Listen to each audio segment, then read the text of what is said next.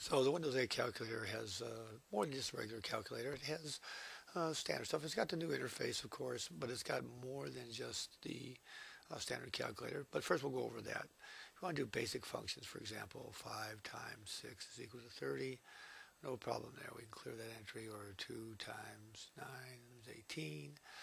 Of course, you're probably going to use it for a little more sophisticated stuff than that. But let's talk about a couple things you can do here. For example, the memory function. Let's say we want to add two sets of numbers together. We want to take 5 times 6 is equal to 30. I want to remember that number because I'm going to add two other numbers together and then add those together. I would simply click on memory over here. It adds it to your memory stack over here. You can see over here.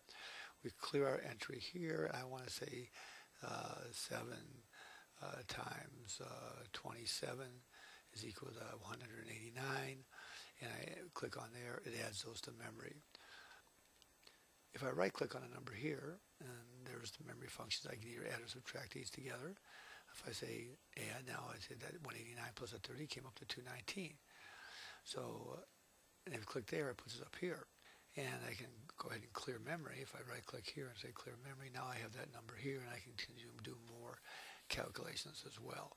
By the way, if you want to use this in another program, you simply right click up here and say copy. Now it's in your memory and you can paste it into a Word document or some other number, some other program you're looking for that answer, maybe that online form that you're trying to figure out. You want to bring up the calculator really quick to make that calculation for you offline. Of course, you have different things here as well. You can find that as the square root of numbers and things like that. So if we clear this, for example, we say 25, the square root of that is 5. Very simple calculation. Same with percentages and fractions and stuff. So that's the standard calculator. It's very simple, very easy to use, and you can always put it in a side window, like from over here. You're trying to get a calculation for over here. So you can always come back and do things like this. For example, let's say you were doing an online form, and you said 56, and you want to copy a result in here. You would say copy, and it was on a form. You would say paste, and you would paste your number in here. So it helps you that kind of way. So the standard calculator is nice to have.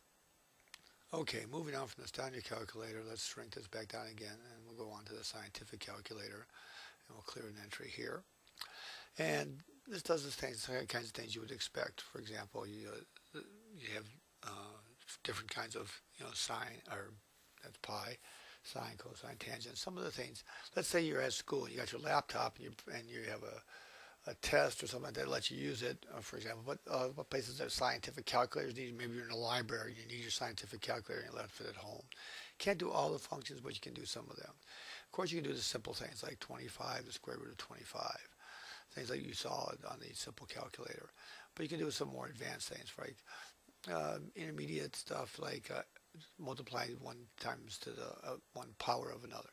So, for example, if we want to take 2 and raise it to the 3rd power, it's 2 times itself 3 times. So we would go 2 times 2 times 2 equals 8, because it's 2 times 2 is 4, times 2 again is 8. We can do that. That's a simple way of doing it.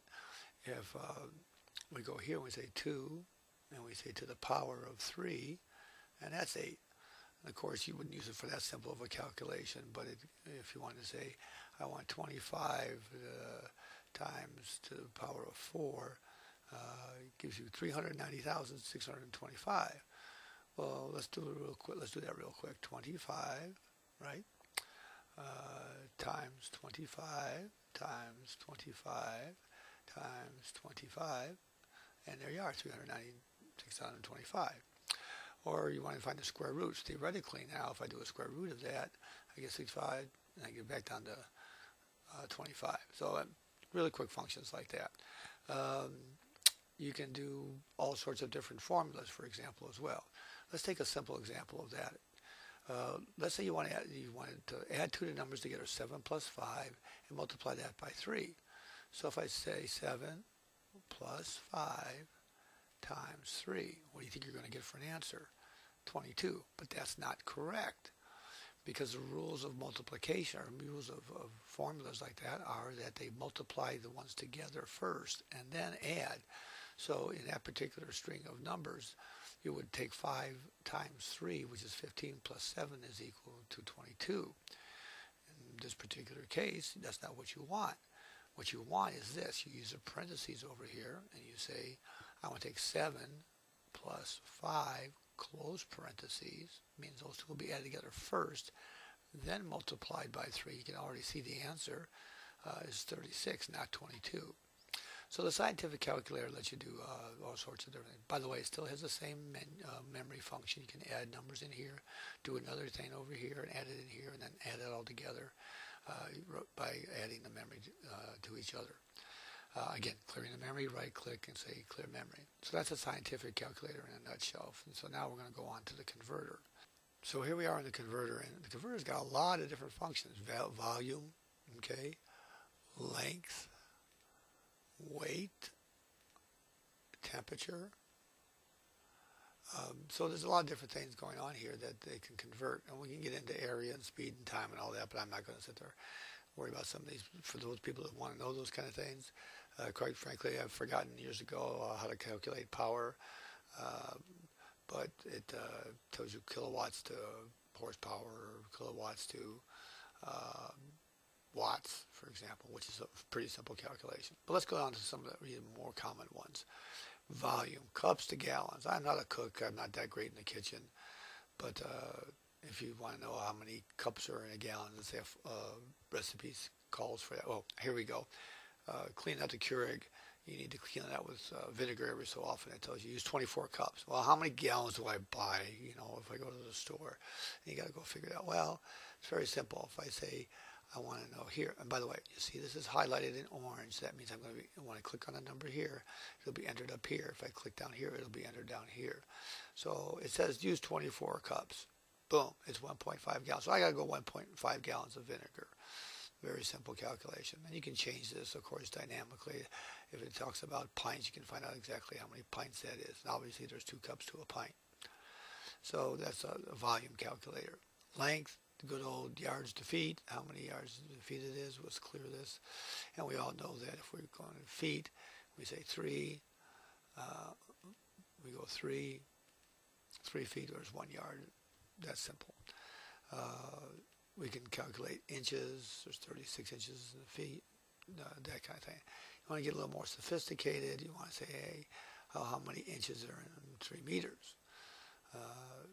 You can do that as well. So the calculation for length is there. Weight, how many pounds and ounces. We have tons, kilograms, decagrams, all these different small things like that. How many stones? Again, they have some English functions in here for other stuff as well. So you may want to go ahead and do some of those calculations there for weight. Temperature, of course, we want to know Celsius and Fahrenheit. We want to know if it's, let's just clear the entry here, and it's 74 degrees outside. Oops, it's pretty hot outside. If it's 74 degrees, that's 23 degrees Celsius. If you're looking for your processor temperature, this may be a good calculation to use. Or if you're comparing against somewhere else in the world, you read a news report. You want to know what the hell that means. Anyways, there's energy, there's speed. But again, the standard and the calculator in Windows 8 has a lot of good quick functionality built in that you can use it while you're online doing different things, or in the kitchen, or in the library on that laptop. Don't have your scientific calculator with you. So don't sell it short. It's a quick, down and dirty way of getting those calculations done that you need every day. So again, enjoy another feature of Windows 8. And don't forget to subscribe to Old Guy Geek. Have hundreds of videos out there, and we're adding more every day.